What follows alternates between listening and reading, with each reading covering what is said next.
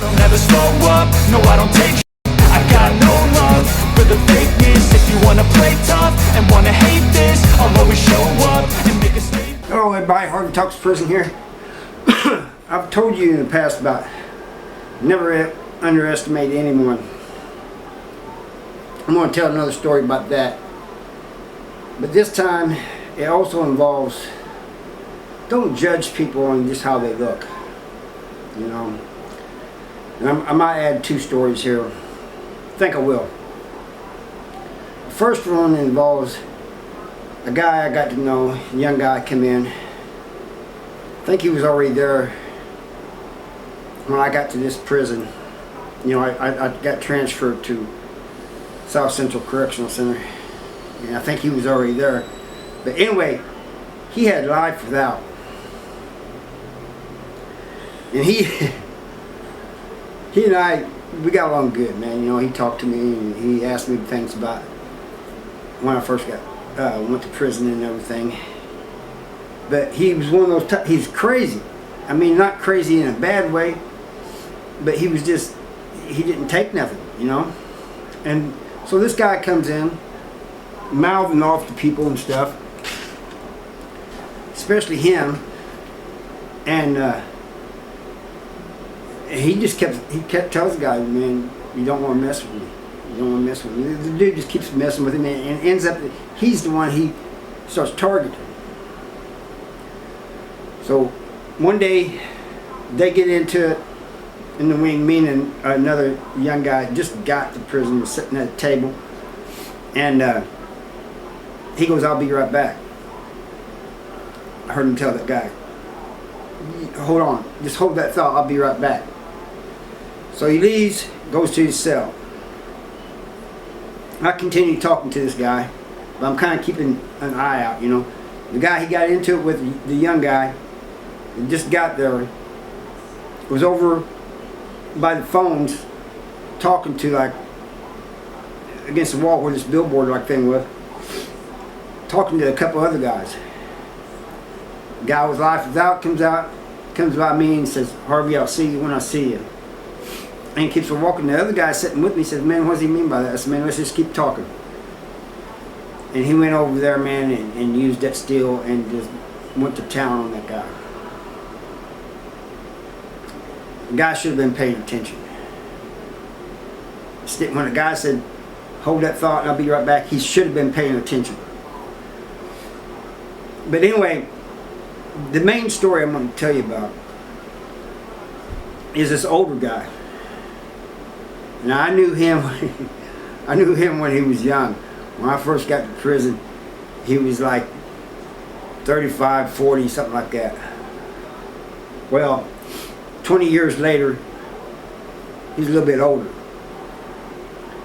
The guy comes in, and I don't know how long this guy's been in. I couldn't tell you. But I'm thinking it couldn't have been too long. Starts accusing this guy of being a chomo just because of his age. And they was sellies, you know. The dude said, man, I ain't got one of those cases, man, you know. And the guy didn't know he was talking about him. At first he came out in the wing and was telling other people, man, you got me a chomo as a cellie, man. I'm gonna get money out of it. Well, somebody I guess told him about that, and he said, yeah, I think you're, because I ain't got one of those cases, man, just leave me alone. The guy, I don't know if they got into it or what. I'm not sure what happened, because you know, I wasn't there. He was in the cell. All I do know is later that night, when the guy went to sleep, the older man takes his stinger, uses it as a garrote. This young guy's on the top bunk. I don't have to say the rest. But we hear this banging. And you know, I go to the door and look, and he's banging, CO, CO. The old man is. So we're thinking there's a medical emergency or something, you know, and so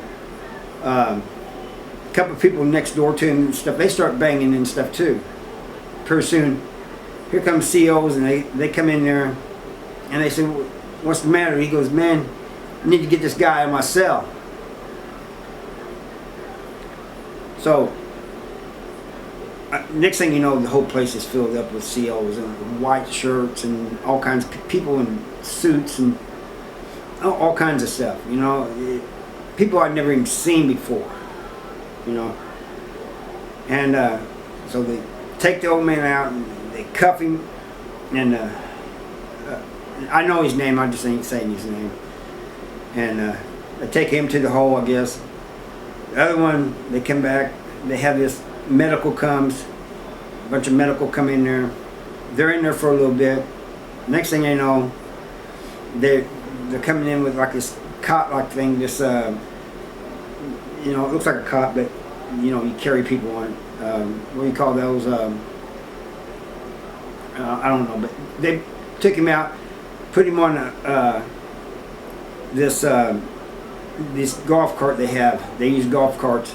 They drive away, you know, and but apparently from what happened, I found out later that from the old man that he used his stinger as a Garrett, but it didn't have to come to that. The guy was just assuming that because he was old, that he had one of those cases, and that wasn't it. So, and I've made that mistake before too, man. I one time thought this older guy was had a messed up case, and come to find out that wasn't it at all.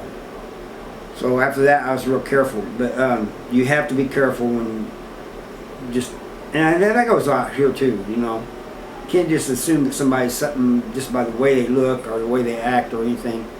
You know, you could be dealing with somebody that's not who you think it is. You could be dealing with somebody that's dangerous, you know. And that old man, I'm telling you, he in his younger day, he put in his work, man. And he was kind of like that young guy I was telling you about earlier that just didn't take anything, man. He would just start swinging or slinging that steel. He was kind of like that.